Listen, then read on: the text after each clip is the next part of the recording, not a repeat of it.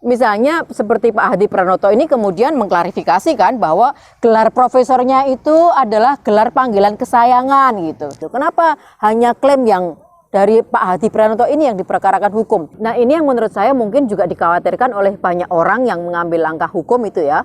Saya mencatat misalnya Pak Mu'anas Alaidit gitu ya, Ketua Cyber Indonesia itu melaporkan kasus tentang klaim Hadi Pranoto ini ya.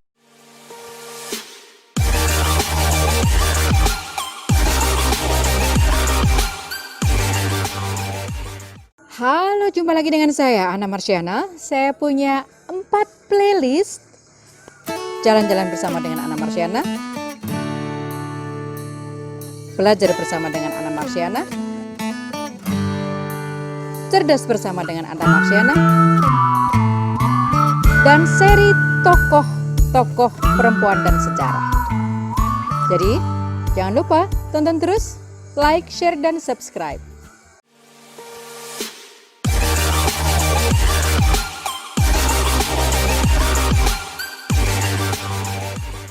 Halo, jumpa lagi dengan saya. Kali ini dalam Cerdas Bersama dengan Ana Marsyana. Kali ini kita akan membahas video yang lagi viral, lagi banyak diomongin, yaitu tentang klaim obat anti corona oleh yang katanya Profesor Dr. Hadi Pranoto. Gitu ya. Kemudian yang kemudian diklarifikasi bahwa panggilan profesor dan dokter itu adalah panggilan kesayangan dan bukan gelar akademik semacam itu. Sebenarnya saya nggak begitu antusias membahas ini ya, agak males. Tapi kemudian karena ada permintaan dan alasannya adalah ini kan bukan klaim yang pertama dan kemungkinan akan ada klaim-klaim yang lain lagi. Dan bangsa ini seringkali mudah banget kemakan klaim-klaim kayak gitu ya. Jadi kayaknya tetap harus dibahas deh supaya bisa kedepannya bisa mencegah orang untuk gampang termakan klaim-klaim semacam itu. Jadi dengan alasan itu oke deh kita bahas tentang topik yang lagi viral, tentu saja dengan cara yang cerdas. Tapi sebelumnya jangan lupa tonton, like, share, dan subscribe. Sebenarnya sebelum klaim dari Profesor Dr. Hadi Pranoto ini sebetulnya udah banyak klaim-klaim yang lain sih ya. Saya mencatat, saya kemudian membuat riset kecil-kecilan dan saya mencatat misalnya pada bulan April itu seorang YouTuber yang sangat terkenal, praktisi mistis Ningsih Tinampi itu mengklaim menemukan jamu corona yang bahkan dalam klaimnya itu seorang tokoh mengunjungi dan mengatakan sudah ada nomor BPOM gitu ya. Itu bulan April. Kemudian bulan Mei saya juga menemukan media mainstream, media online itu juga memberitakan bahwa ditemukan jamu AVC oleh yang namanya Tim Peneliti dan Penemu Independen Afiliasi dari Nahdlatul Ulama atau disingkat TPPI-NU. Itu pada bulan Mei 2020. Pada bulan Juni, tentu teman-teman ingat, nah ini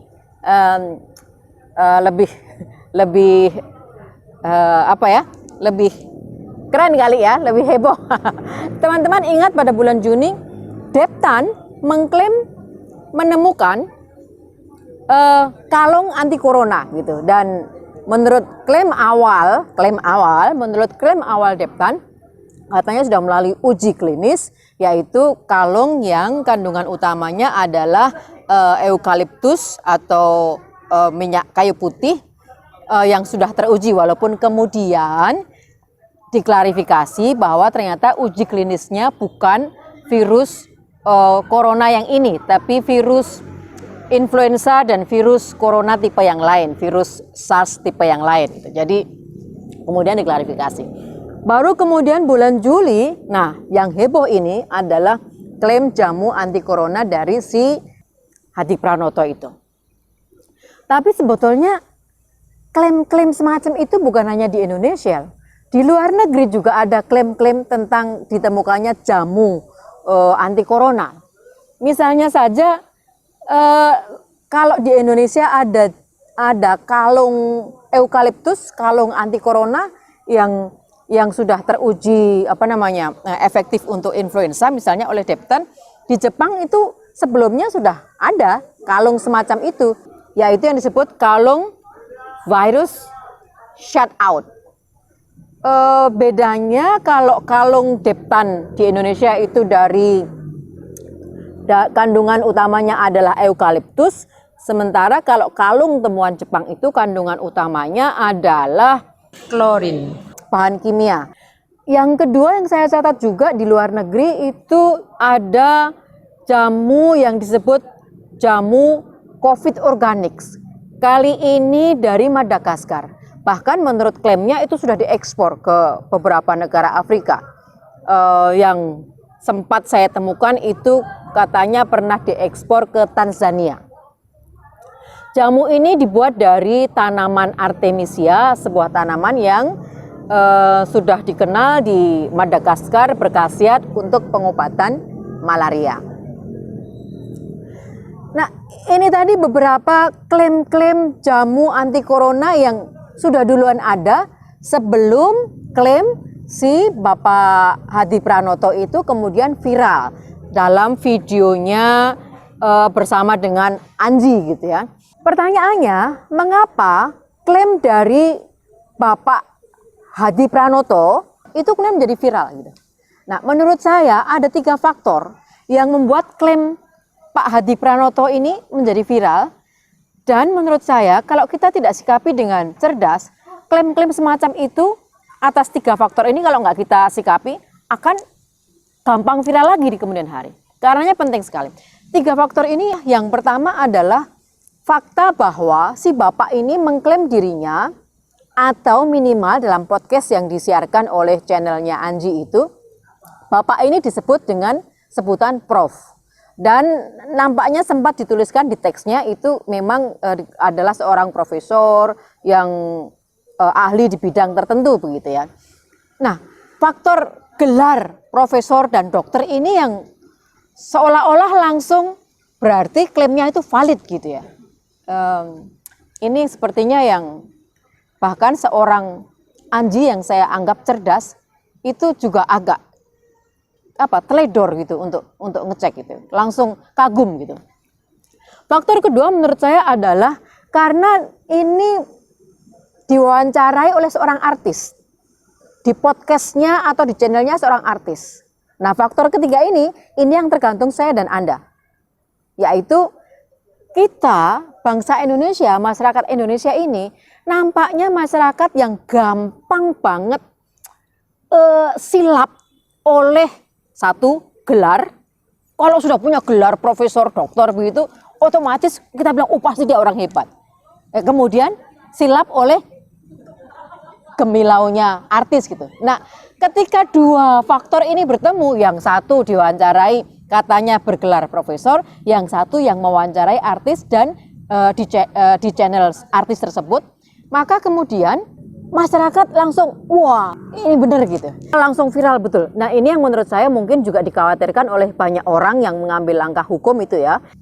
Saya mencatat misalnya Pak Mu'anas Alaidit gitu ya, Ketua Cyber Indonesia itu melaporkan kasus tentang klaim Hadi Pranoto ini ya. Saya kira ya alasannya karena dampak yang ditimbulkannya memang bisa jadi lebih besar daripada klaim-klaim yang lain gitu. Sehingga harus disikapi gitu. Kalau kan ada pembicaraan, kan sudah ada klaim-klaim sebelumnya seperti yang saya sebutkan tadi, ada jamu Ningsih Tinampi, ada temuan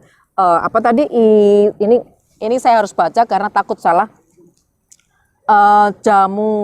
Ada jamu AVC oleh TPPINU tadi gitu. Kenapa yang temuan-temuan sebelumnya tidak viral dan tidak heboh dan tidak diperkarakan hukum gitu? Kenapa hanya klaim yang dari Pak Hadi Pranoto ini yang diperkarakan hukum dan channelnya Anji yang diperkarakan hukum? Nah, mungkin karena tadi tingkat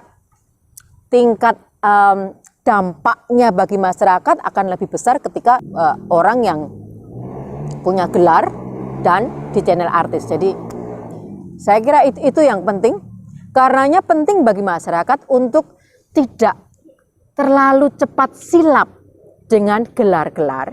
Yang pertama, belum tentu orang punya gelar itu cerdas. Ini penting, banyak orang punya gelar berderet-deret tapi sebenarnya kalau ngomong nggak cerdas. Yang kedua, nah ini yang penting, lah di luar sana banyak orang yang gelarnya tuh abal-abal. Misalnya seperti Pak Hadi Pranoto ini kemudian mengklarifikasikan bahwa gelar profesornya itu adalah gelar panggilan kesayangan gitu. Kemudian juga dokter, gelar dokter itu adalah gelar panggilan kesayangan. Sebetulnya aneh juga kan, panggilan kesayangan, kalau itu panggilan kesayangan, kenapa nggak diklarifikasi langsung ketika di interview gitu. Nah ini hal-hal yang kita perlu belajar, khususnya untuk saya dan teman-teman, untuk kita semuanya, mari jangan cepat silap oleh gelar-gelar yang berderet-deret maupun juga wah yang ngomong artis langsung kita viralkan gitu. Padahal ternyata kebenarannya harus dicek berkali-kali. Karena itu kita akan bahas lebih jauh bagaimana sebaiknya kita menyikapi. Oleh karena itu, stay tune.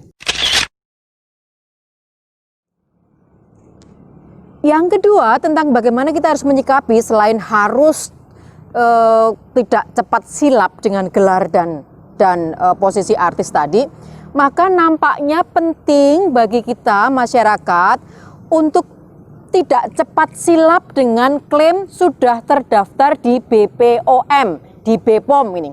Ini kan seringkali ya ada jamu sudah terdaftar di BPOM, kosmetik sudah terdaftar di BPOM, ABCDE sudah terdaftar di BPOM gitu. Lalu kemudian kita bertanya, yang benar sudah terdaftar benar atau belum? Kita kan cerdas ya, jadi tanya gitu kan.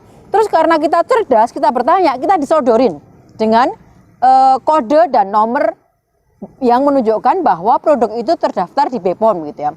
Tapi satu hal yang nampaknya kita mesti belajar sedikit lebih jauh lagi tentang apa artinya terdaftar di BPOM gitu. Supaya tadi kita udah cerdas bertanya, minta nomornya. Nah, kita sedikit lebih cerdas lagi gitu.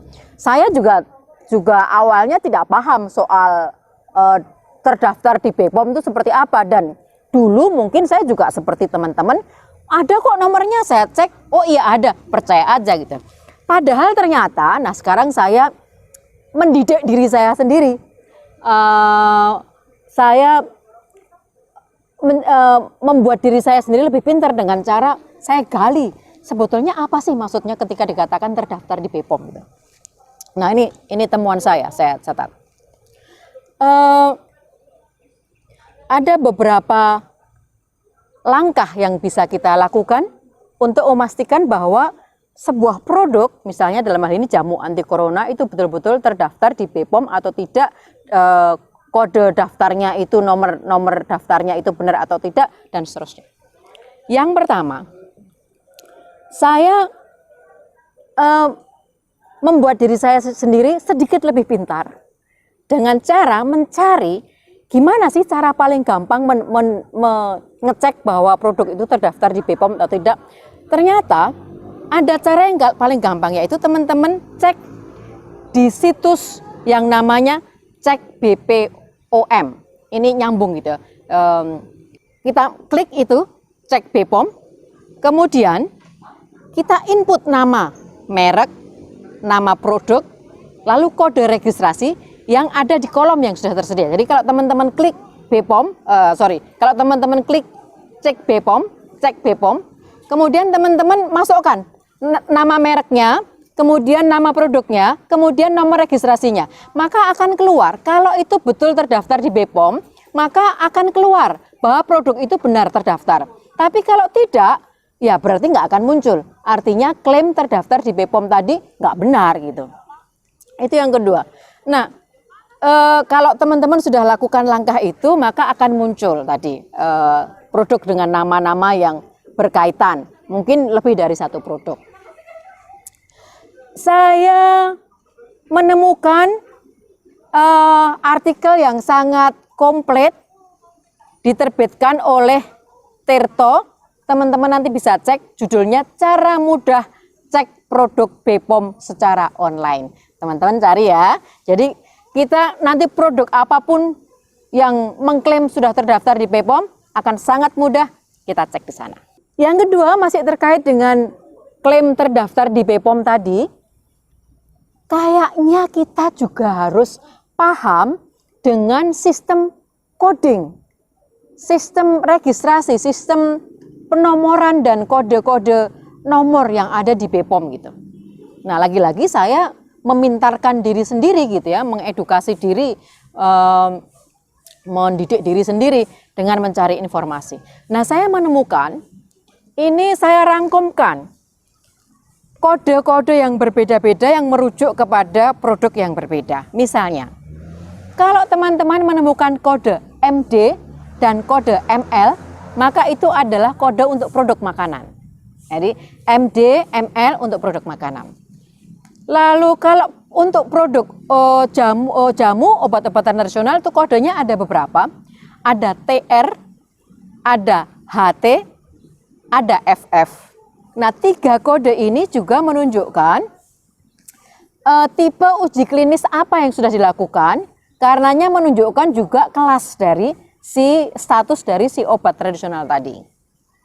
Sedangkan kode suplemen itu lain lagi. Kodenya adalah SD atau SL, itu untuk suplemen. Lalu untuk kosmetik kodenya NA. Sedangkan untuk kode obat ada juga beberapa kode, minimal yang saya catat itu sebagai contoh saja, kode GKL itu untuk produk untuk kode produk obat keras generik produksi dalam negeri, dan kode DBI untuk obat bebas bermerek dagang yang diproduksi di luar negeri. Nah, jadi kenapa memahami kode-kode ini penting? Karena bisa jadi begini, saya punya produk makanan gitu ya, saya punya produk makanan, terus sudah terdaftar di BPOM. Lalu saya punya produk jamu, saya tahu bahwa proses untuk checking dan mendapatkan standar BPOM untuk produk jamu itu mungkin sedikit lebih susah dibanding produk makanan gitu ya. Lalu ya udah saya tempelkan aja. Saya kan nggak bohong, saya punya kode daftar edar atau yang biasanya dikatakan terdaftar izin daftar di BPOM gitu. Saya nggak bohong. Tapi yang saya bohong adalah izin edar atau daftar BPOM untuk makanan saya template di jamu gitu. Atau mungkin saya produksi jamu A. Saya sudah punya nomornya. Nah, ini yang agak rumit lagi gitu ya. Punya nomornya dengan misalnya kode apa tadi, kalau jamu tadi saya juga belum hafal. Misalnya TR gitu, kodenya TR gitu. Kemudian saya produksi jamu lagi, tentu kodenya TR gitu. Nah, karena sama-sama jamu, lalu saya tempel di jamu saya yang terbaru. Nah, saya bilang saya nggak bohong, saya udah punya kode jamu, sama-sama jamu nih, TR gitu. Tapi bohongnya adalah izin edar yang saya punya adalah untuk jamu A, sementara kemudian sekarang saya punya jamu B, saya tempel izin edar atau daftar registrasi di BPOM ke jamu B. Nah, ini yang memang sedikit agak rumit teman-teman, tapi tadi langkah yang pertama tadi saya kira sangat membantu kita, yaitu cek BPOM. Lalu kemudian masukkan nama merek, nama produk, dan kode yang ada tertera di situ, sehingga kita akan tahu. Yang ketiga,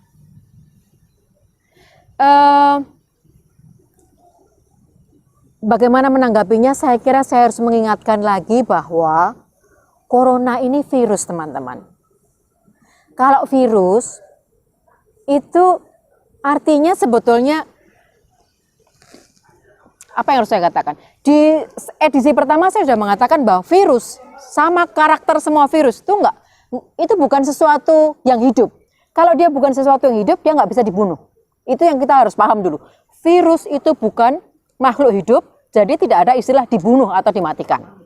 Kemudian virus itu, semua penyakit yang disebabkan oleh virus itu sebetulnya tidak ada obatnya. Kenapa? Karena diharapkan tubuh kita membangun antibodi untuk melawan virus itu. Jadi virus itu selalu kata kuncinya adalah antibodi. Jadi nggak ada obat. Karenanya kalau ada yang mengklaim menemukan obat virus, itu juga harusnya antena kita udah ring ring ring ring ring. Kayaknya ada yang minimal kurang tepat. Nah, terkait dengan virus corona, itu kita tahu ya bahwa Badan Kesehatan Dunia PBB atau WHO, World Health Organization, itu sudah membuat pernyataan bahwa sampai hari ini tidak berubah, belum berubah, dan pernyataan ini berdasarkan banyak research yang mengatakan bahwa virus corona itu ketika menginfeksi tubuh kita, maka butuh waktu 1-2 pekan bagi tubuh kita untuk kemudian membangun antibodi gitu. Ya, dan kemudian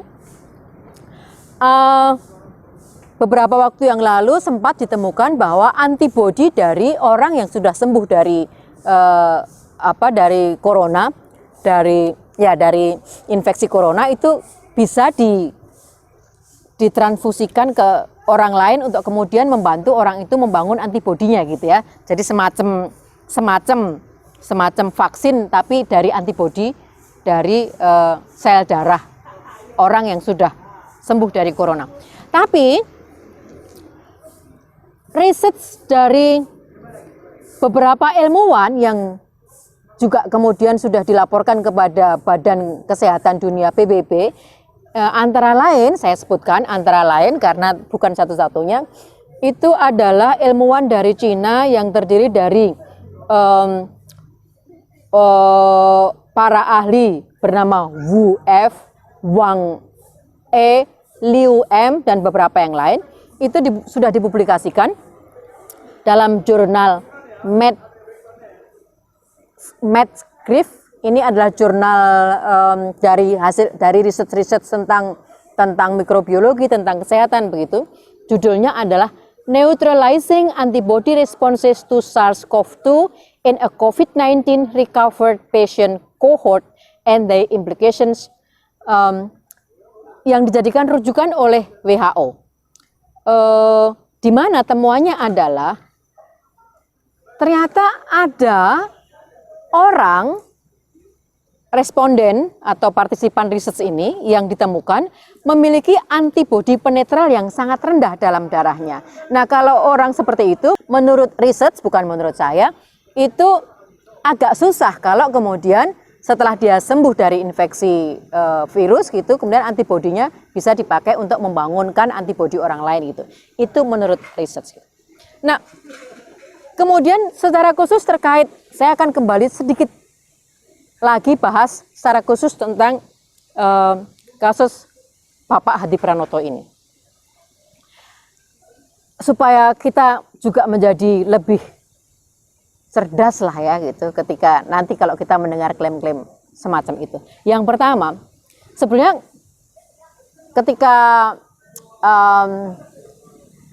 tim saya memutarkan video tentang klaim Hadi Pranoto itu, saya sudah langsung mengerutkan kening dan mengatakan yang benar dia mengklaim itu.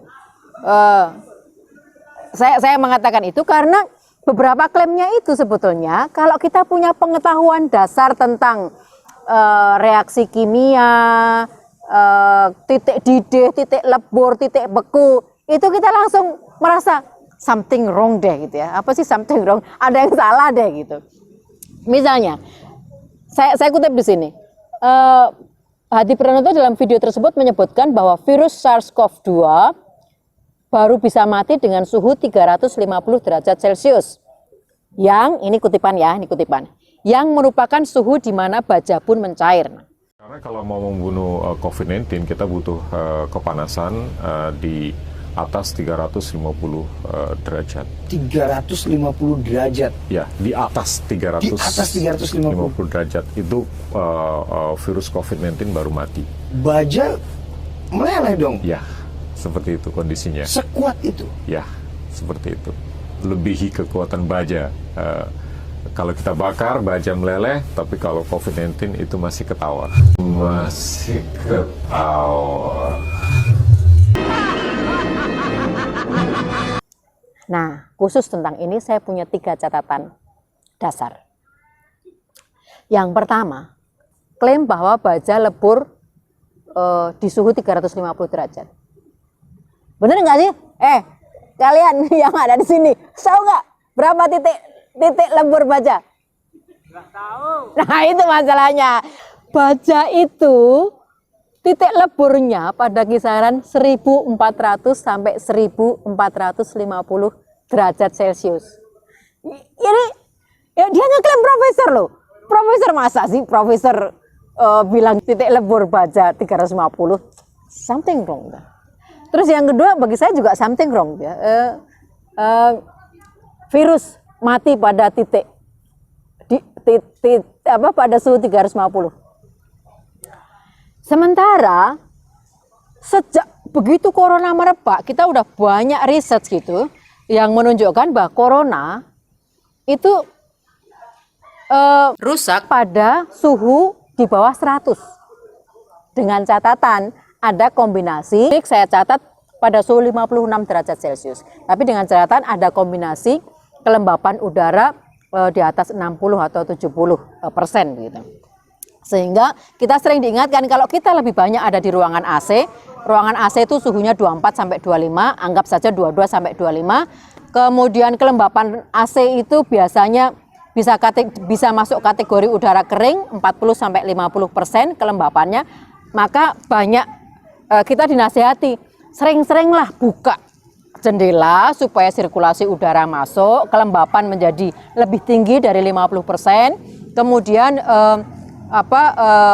suhu juga naik, jangan dihidupkan terus AC-nya, atau diri kita yang kadang-kadang keluar secara reguler mendapatkan sinar matahari supaya tidak terus-terusan terpapar virus. Karena menurut riset, virus yang ada di ruangan ber-AC pada suhu kisaran 22 sampai 25 dan kelembapan 40 sampai 50% tadi, dia bisa bertahan memiliki kapasitas kesintasan atau kapasitas menginfeksi itu selama 4 sampai 5 hari. Jadi itu kita mesti hati-hati ya. Jadi sekali lagi ini pengetahuan dasar yang kita harus betul-betul paham soal corona itu. Corona itu bukan makhluk hidup. Dia itu adalah agen penginfeksi, dan sebetulnya di mana-mana spanduk, banner, baliho itu udah banyak ya gambar corona. Kalau kita perhatikan ada ceringih-ceringihnya gitu ya. Nah, ceringih-ceringihnya itu adalah apa sih yang berkapasitas untuk saling nyantol begitu, dan itu adalah jaringan lemak. Karenanya kita dianjurkan untuk sering-sering cuci pakai deterjen, sabun, terutama deterjen, karena dia langsung lebih cepat melunturkan lemak itu. Nah, kalau jaringan lemaknya itu hancur, maka ceringih-ceringihnya itu hilang, sehingga dia nggak punya kapasitas untuk apa tadi? Ini apa ini? Saling nyantol dulu. Ya, dan dia akan kehilangan kapasitas untuk menginfeksi. Jadi ini pengetahuan dasar yang kita harus punya gitu ya. Kalau kita mendengarkan si Pak Hadi Pranoto tadi, ya harusnya kita udah bilang, something wrong ini, nggak benar. Minimal kita akan bertanya, yakin dia ini profesor, minimal gitu. Jadi itu ya, jadi penting sekali. Yang terakhir, sepertinya penting juga bagi kita untuk punya sedikit pengetahuan tentang jamu dan obat, terutama terkait karakter jamu dan obat. Menurut saya dua hal ini sama-sama bisa membuat kita lebih sehat, tapi karakternya berbeda. Nah, sebelum ngomong soal karakter, saya bukan ahli jamu. Saya hanya mau mengatakan bahwa saya tumbuh di keluarga yang punya tradisi yang lumayan kuat tentang jamu. Ibu saya dulu, saya kira saya dan kakak-kakak saya itu sangat akrab dengan jamu, mulai dari jamu cekokan. Ini kalau orang Jawa tahu ya, dicekoi gitu. Sejak kecil kami semua secara reguler itu minum jamu cekok, itu dicekokkan begitu, yang terdiri dari perasan perasan daun pepaya yang white-nya nyetek gitu dicampur dengan tempe bosok. Itu kalau orang Jawa bilang itu tempe, sebenarnya bukan bosok ya, bukan busuk, tapi tempe yang sudah mengalami fermentasi lebih lanjut gitu. Biasanya kalau saya mulai susah makan, itu saya dikasih jamu itu. Kemudian tentu saya juga sangat akrab dengan jamu kunyit asem. Setiap bulan kalau mengalami menstruasi, kami minum kunyit asem atau minimal kunyit yang diparut, diambil airnya, kemudian kita minum. Atau ya sudah, rebus kunyit sama asem. Atau kalau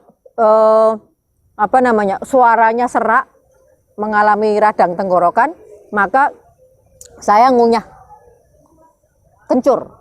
Atau tadi kencur diparut, kemudian diperes, kemudian dikasih madu sama garam, kemudian minum.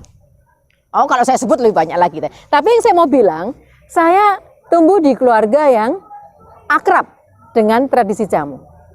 Tapi itu tidak membuat saya lalu gegabah untuk selalu dengan mudah mempercayai klaim-klaim jamu A itu hebat untuk penyakit A, jamu B hebat untuk penyakit B, dan seterusnya. Karena saya tumbuh di keluarga yang akrab dengan jamu, saya jadi paham soal karakter jamu gitu ya. Jadi bahwa pada satu sisi betul kita itu harus bersyukur bahwa kita kaya dengan berbagai macam tumbuh-tumbuhan, akar-akaran yang sangat berkhasiat untuk jadi bahan dasar jamu. Itu kita harus syukuri. Dan karenanya saya sebetulnya juga tidak gampang menyalah-nyalahkan orang yang kemudian menyarankan minum ini, minum itu, minum ini, minum itu yang berasal dari herbal. Misalnya minum temulawak, minum kunyit, minum jahe sereh, minum dan seterusnya gitu. Itu saya nggak menyalahkan, tapi saya juga tidak akan mengatakan bahwa itu adalah jamu anti corona. Karena tadi karakter jamu dan karakter obat berbeda. Corona itu virus, nggak mungkin dihajar dengan satu jenis jamu. Itu yang penting harus kita pahami. Kalau kita lihat misalnya begitu corona merebak di Indonesia pada bulan Februari Maret, maka kita ingat harga empon-empon langsung naik gitu. Harga jahe yang biasanya 40.000 sekilo tiba-tiba mencapai 100 sekian ribu per kilo. Harga jahe merah yang dulunya 50-60.000 naik menjadi 2 kali lipat dan seterusnya. Temulawak tiba-tiba nggak bisa ditemukan di pasar dan seterusnya. Bisa dimengerti sih. Tentu baik itu untuk stamina gitu. Saya mencatat misalnya bukan hanya di Indonesia ya, di Amerika VOA tanggal 17 Maret Voice of America 17 Maret melaporkan bahwa ternyata demam empon-empon itu juga terjadi di Amerika. Ternyata orang Amerika yang awalnya tidak tahu apa itu empon-empon itu mengenal kata empon-empon. Kemudian mulai hunting di supermarket, di toko-toko Asia gitu ya. Ada yang cari jahe, cari serai, yang kalau di Amerika itu katanya bentuknya udah frozen. Tapi orang cari gitu ya. Jadi itu yang membuat harga empon-empon naik pesat. Saya bisa mengerti demam empon-empon itu, saya kira tidak kurang dari Presiden Jokowi pun mempromosikan. Saya mencatat, lagi-lagi saya mencatat dari laporan VOA yang mewawancarai Presiden Jokowi sekitar bulan Maret juga. Presiden Jokowi menjawab pertanyaan wartawan bahwa Presiden Jokowi menyatakan bahwa sejak merebaknya virus corona, Pak Jokowi minum ramuan temulawak, jahe, serai 3 kali sehari. Sebelum corona, Presiden kita ini sudah dikenal memang hobi jamu gitu ya, terutama temulawak. Tapi menurut pengakuan Pak Jokowi, menurut versi VOA, sebelum corona minumnya hanya 1 kali sehari. Setelah corona 3 kali sehari. Bahkan dikatakan Presiden Jokowi itu sejak corona merebak itu selalu nyuguhi tamunya itu dengan jamu ramuannya tadi ya, jahe, serai, temulawak itu. Jadi siapapun yang bertamu ke Istana Bogor atau ke Istana Merdeka itu katanya disuguhi ramuan itu. Jadi tidak heran kemudian makin. Nah, yang saya mau sampaikan di sini supaya karena saya bukan ahli jamu, saya juga akan mengutip tulisan seorang profesor. Kali ini betul-betul profesor, saya sudah cek. Profesor Zulis Ekawati, seorang ahli farmakologi dari UGM, yang mencatat begini. Produk herbal, jamu itu masuk produk herbal, dikenal masyarakat karena pengalaman empiris selama bertahun-tahun. Seperti saya tadi, kalau mens, saya percaya bahwa minum ramuan kunyit asam itu menolong gitu, karena memang bagi saya menolong gitu. Apakah kunyit asam, saya akan promosikan kunyit asam sebagai obat penyakit yang terkait dengan menstruasi? Saya tidak akan serta-merta, karena kram yang saya alami terkait menstruasi itu banyak faktornya, bahwa kunyit asam membantu saya mengatasi kram pada menstruasi, iya. Nah, itu maksudnya empiris gitu ya. Artinya memang sudah teruji secara empiris, tapi bukan secara klinis. Nah, tentu kemudian kita berdebat. Jadi mana yang lebih penting, empiris atau klinis? Ya, tidak bisa begitu gitu ya. Tapi lebih kepada bahwa keduanya itu harusnya sih saling mendukung begitu. Yang pertama, bahwa bahan-bahan tertentu diyakini bisa membantu misalnya mengeluarkan dahak, misalnya meringankan tenggorokan yang serak. Kemudian bahan yang berbeda dikonsumsi ketika perempuan memasuki periode menstruasi seperti saya tadi. Nah, ini berbeda, lagi-lagi menurut Profesor Zulis, berbeda dengan obat. Obat itu merupakan senyawa tunggal untuk fungsi pengobatan tertentu spesifik. Sementara bahan herbal memiliki senyawa yang beragam. Nah, ini beda pertama yang menurut saya penting sekali. Obat itu senyawa tunggal, herbal itu senyawa beragam. Obat itu untuk spesifik penyakit tertentu, sementara herbal itu untuk gejala yang muncul yang bisa disebabkan oleh banyak hal. Karenanya jamu atau herbal sifatnya holistik. Kita minum jamu biasanya untuk memelihara kesehatan secara umum, menjaga kebugaran, meningkatkan daya tahan, dan memang kalau yang disebut daya tahan itu kalau terkait dengan virus, orang yang daya tahannya bagus, sistem imunnya bagus, lebih sulit terkena virus gitu kan, bukan hanya virus corona, tapi virus apa saja. Kalau lebih sulit terkena virus, ya dia lebih sehat. Tapi bukan berarti jamu ini mengobati orang yang positif virus. Ini yang karakter yang penting yang kita harus paham. Berikutnya lagi-lagi saya mengutip. Kali ini saya kutip yang namanya Togi Junis Hutajulu, seorang ahli psikotropika, merupakan Direktur Standarisasi Obat Narkotika, Psikotropika, Prekursor, dan Zat Adiktif dari BPOM. Dikutip oleh VOA tanggal 5 Agustus 2020. Demikian. Terkait dengan jamu itu ada 3 tingkatan yang kita harus tahu. Yang pertama adalah jamu, yang kedua adalah obat herbal terstandar, dia 1 tingkat di atas jamu,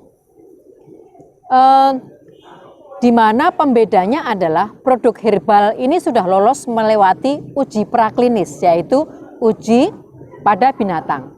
Nah, di atas obat herbal terstandar masih ada, yaitu yang disebut fitofarmaka, yaitu produk herbal yang telah melewati uji klinis sebagaimana obat pada umumnya. Nah, jadi yang saya paparkan di depan tadi adalah beberapa pengetahuan dasar yang penting untuk kita miliki supaya ke depan kalau ada klaim-klaim terkait jamu yang bisa mengobati A, B, C, D, E, entah dia mengklaim punya gelar profesor, cek dulu gelarnya, kemudian punya jamunya sudah terdaftar BPOM, cek BPOM, atau kemudian soal klaim jamu-jamu itu kita tahu bahwa ada tingkatan-tingkatan produk herbal yang ternyata berbeda-beda gitu. Jadi ke depan jangan mudah lagi kena hoax, kena klaim-klaim yang tidak benar. Demikian obrolan kita. Semoga pengetahuan di depan tadi membuat teman-teman menjadi lebih cerdas. Karena itu jangan lupa teruslah belajar, teruslah mencintai negeri.